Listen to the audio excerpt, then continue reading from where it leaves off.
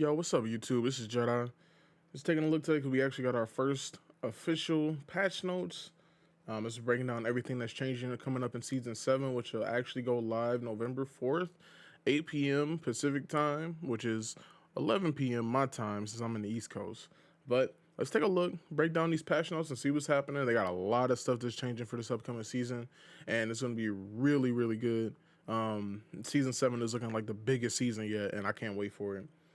So first things first, we got our official description and ability description for Horizon. So her passive is going to be Spacewalk, and basically what that is increases air control and reduces fall impacts with Horizon's custom spacesuit.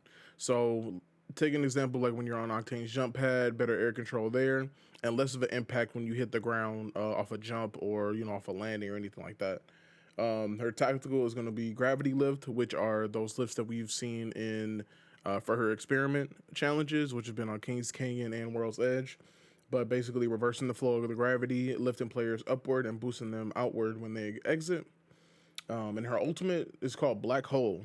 So that you deploy Newt to create a micro black hole that sucks in nearby legends. And Newt is that little robot that she carries around. So basically, you throw that out, and that creates a micro black hole, and which you can also combo with throwables and different ults just to kind of get people trapped in there. So that'll definitely be interesting to see how that works. So now they already mentioned that there's going to be an Olympus preview LTM. Basically, no guns. We get to walk around and look at the map and walk through the map just to kind of get a gist of, how it looks, how it feels. So that mode lets you team up with 30 legends on Olympus and allows you to roam the map to learn map drops, loot areas, and practice your routes into the end game. Circles are still on, and once Circle 4 finishes, players are brought back up to the plane to start the second skydive run. There are a total of 3 runs before the match ends, and the mode is only available for 1 week. And I think this is really smart with the fact that Olympus and the mechanics in Olympus seems to be the most ambitious changes in Apex that we've ever seen. It's smart that they're letting people, get a taste of it, get a feel for it, walk around, see how the map is before they just throw us in there with the matches. Granted, you'll still be able to just jump in, and if you want to just fight on it, just go ahead and play like normal. But the option to just be able to hop in and walk around is really good. So we also know that clubs are coming through. Those will be activated once Season 4 is live. You'll be able to download Steam as well once Season 4 is live on November 4th. Now, one of the bigger changes that I noticed too is that they're changing the way the Battle Pass works. So it's going from XP systems to a star system. So how that's going to work, so challenges are no longer based on points. They're actually granted between 1 to 5 stars, depending on their difficulty. Now, collecting 10 stars will take you to the next Battle Pass level, and they've also added a tab to the challenges menu in the lobby so that you can toggle between daily, weekly, and event challenges. And within the match, players can open the map and see the same widget in game, which is actually pretty cool. It just makes it easier to understand and not having to worry, looking at XP. It just being a star system, it just makes a little more sense. And they've removed, now this is big for the replicator. So they've removed the weapons from the crafting pool in the replicator, and they replaced it with shield batteries. The high level attachments will be tailored towards a weapon category.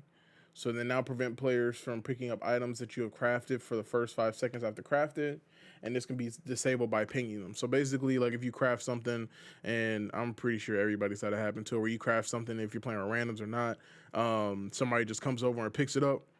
So now that's disabled. Now that's enabled for 5 seconds, where can nobody grab it unless you ping it. So now they have for airdrop clarity. So the colors of the beams have changed to differentiate between normal airdrops, lifeline air. Oh, that's really good. Okay, to differentiate between normal airdrops, lifeline airdrops, and replicator airdrops. Normal airdrops are light tan, lifeline drops are blue, and replicator drops are teal. All the airdrops landing area effects when it's coming down matches their color. Airdrop beams will stay visible when close to the airdrop instead of fading when you get close. The beam disappears when the pod is open. That's actually pretty cool because I don't know one thing with especially all the different drops now. Like it's kind of easy to tell when there's a lifeline drop or a game drop. You just kind of gotta pay attention to the sound and see if it's on the map. Now with the replicators, that kind of threw me personally off a little bit because it was hard to tell between that and then the other drops. Now for legend changes. Now for Bangalore, Bangalore got a little bit of a buff. A little bit of a buff. Her Rolling Thunder, they reduced the time from for it takes to explode from 8 seconds to 6 seconds. So nothing too crazy. I guess with Bangalore, she's kind of a balanced character in a sense. So I'm pretty sure they're not trying to touch her too much. But it's okay. We'll see how it goes as far as the explosion time, but nothing too crazy.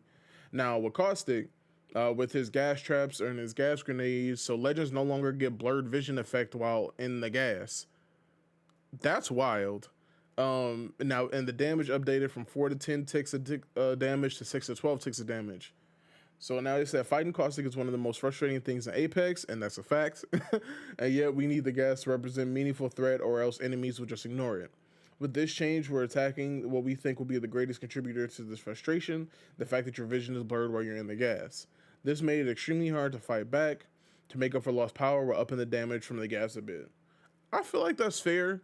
Honestly, when it comes to Caustic, I feel like the blurred effect was I feel like the blurred effect was good. I just didn't like it when I got the blurred effect if I was on the team with the Caustic. Like if it was the enemy Caustic, it kind of made sense. I would have honestly preferred if they just changed it to where if you're on the same team with Caustic and you're in his gas, it doesn't blur your vision. But we'll see how it goes. The uptick in damage should be interesting. Now Mirage, they've been showing a lot of love to Mirage. So his ult, his psych out, life of the party, the decoys now have 45 health. I feel like that's actually gonna throw some people off because now it's not just you're looking at it, you pop it and it goes away, but the fact that it has 45 health, that's gonna second guess a lot of people as if, oh, is this the real one or not? So they say our bamboozler in chief is a hard legend to keep relevant. Every time we make a change to decoys, there's a clear uptick in usage and power as Mirage mains learn to use their new tools. And then as the rest of the world catches on and starts being able to tell the real Mirage from his equally handsome holographs, the uptick disappears. This time around, we want to make a little bit harder to clear out the decoys. We're giving them health, but to make them very clear up front, this will not work as a shield. While they take damage from bullets, the bullet also passes through them and hits whatever's behind them. That's actually pretty nice. That's interesting. This is what we call the hallway test. You should not be able to win an engagement against an enemy in a straight coverless hallway by snapcasting a decoy. You having snapcasting a decoy and having said decoy eat an entire wingman shot. Decoy will also play unique hit effects and briefly flicker out of existence when taking damage to help you differentiate between them and the real Mirage. Okay, so they took the precautions to kind of to keep basically from stop people from just throwing out decoys or whatever. But that's cool. I like that. I like the change. That'll be interesting to play. I do like Mirage and I like playing Mirage. And they already said it. Like once everybody else catches on to his stuff, it's kind of playing them. Still you still get bamboozles and you still end up catching people off guard. But this is a good change. I like it. Now Octane got a little bit of a boost. His swift mend ability they doubled the healing rate of that. So instead of half a HP per second, you get a whole HP per second. Now Watson, her perimeter, her perimeter security increased the damage per touch from 10 to 15, which ain't bad. That's some light. And with Loba, now this is actually kind of nice. They changed it so her black market, when you take ammo, it no longer counts towards the black market's maximum. You can scoop up all the ammo in the range. Now, that's actually really nice because having ammo take up a slot, it's like, man, I really got to pick and choose between ammo and all these other things. So the fact that ammo isn't a factor and you can just pick up as much ammo as you need is actually really huge, and it won't, take up a slot. So with them bumping that up, that's pretty cool. Rampart, Sheila now only takes 1.25 seconds to fully spin up, which is down from 2 seconds. And her amped wall takes 3 seconds to fully build, which is down from 4 seconds. That's not bad. They updated Pathfinder's hitbox. So they said Pathfinder has a tall but extremely skinny hitbox. A lot of his model isn't shootable, and particularly his arms and legs don't represent a lot of shootable area either. So now they have an image of as far as before and after. So because the question is sure to come up, we are not yet removing low profile for Pathfinder with this change. Even with his decreased hitboxes, Pathfinder will still be a considerably harder hit than most characters in the game. If this change doesn't make a meaningful difference in its terms with win rate, we'll drop low profile, but we really didn't want to take it off of this patch to have to put it back next patch when it turns out his win rate spiked.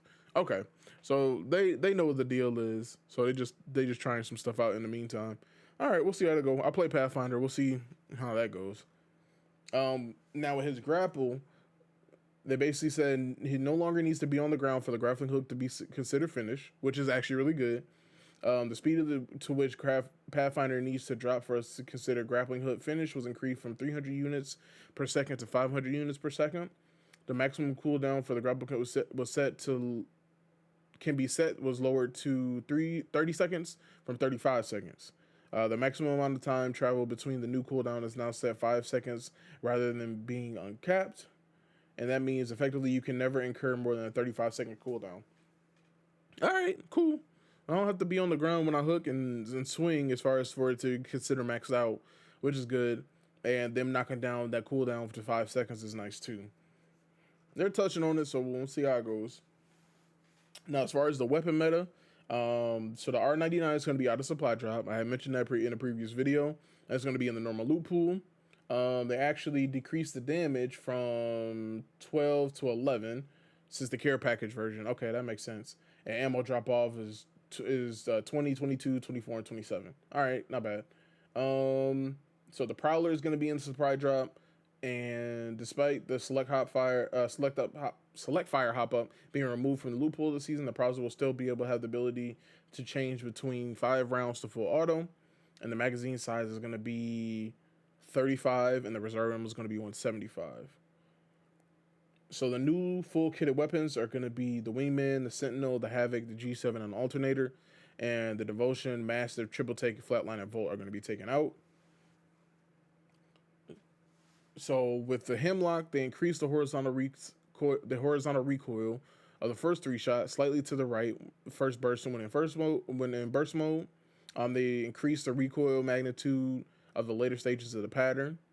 Let's see here. And then they reduced the headshot multiplier from 2 to 1.75. So basically 44 to 39 damage headshot against no helmet-based character. Energized Sentinel now has pure damage increase instead of bonus damage towards shield. So the Energized Sentinel-based damage went from 70 to 88, which is actually pretty good. Oh, they buffed the fire rate for the triple take. Went down from 1.3 to 1.2. And they added in the quick draw holster hop up. So that new hop up is going to be for the 45 and the Wingman. So the gun becomes quicker to raise and lower, takes less time to ADS, and has reduced hip fire spread. So that way, it's kind of like Call of Duty, the quick draw. They did make changes. They're going to make changes to the Evo armor. So now it is 100 damage to get to a level 1. 150 damage to get to a level 2, 300 damage to get to a level 3, and 750 damage to get to a level 4. They spoke about it before. They wanted to change the Evo armor because it is easy to get to a red. So we'll see how this changes as far as the the shields popping up in the game. Requires a little more work, but I'm not mad at it. Now with the ring damage reduced, so the first ring is going to be 2% per tick, which is the same as before. Ring 2 got knocked down to 3%, which it used to be 5%. Ring 3 is 5% from 10%. Ring 4 is 10% from 20. Ring 5 is 10% from 20.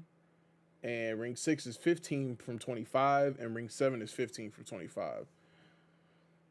So with them reducing the ring damage, honestly, it offers more survivability. So basically, so people aren't getting too messed up too much by the ring. So we'll see how that goes. They did fix the audio, or at least attempt to fix the audio. So they made some advancements in footstep audio, playing more reliably. We will work more as far as what's being done, and we'll continue to roll out as it gets completed. Cool. Fixed an issue with Pathfinder zip lines were going through the platform when deployed from underneath. Cool. Fixed an issue where priming a grenade cancels Wraith Ultimate. Okay. Fixed an issue where getting stuck in double jump after using a jump pad, and fixed an issue with Octane being able to use healing items while on a zip line. Okay, cool. They fixed the issue with Crypto and his drone not being able to drop items from Crypto's inventory, not being able to fit through certain windows, and marking friendly Mirage decoys as enemies. They fixed a Revenant issue that was getting pushed into Geo with his totem, was deployed in the tight spaces. Basically, it was getting pushed into the ground or getting pushed into the environment. Rampart, they fixed the issue with Rampart not being able to place an amp wall while jumping, and they fixed an issue with Sheila teleporting when placed on a hatch and World's Edge staging. Okay, well, that's all the patch notes for Season 7. Like I said, Season 7 goes live 8 p.m. Pacific time on November 4th, which is Wednesday. I am super excited for all the changes that are coming and just to see how it's going to change the game in general. I'm ready. I'm ready for Season 7 to start tonight. But, I'm going to be patient. We got to wait till the 4th. Let me know in the comment section what y'all think of the patch notes. What else do you think they should change, if anything? And yeah, I'm excited. Let's get it ready for Season 7. It's about to be a crazy season. It's about to be an amazing season. But I'll catch y'all in the next video. Make sure to like and subscribe. And y'all have a good one. Peace.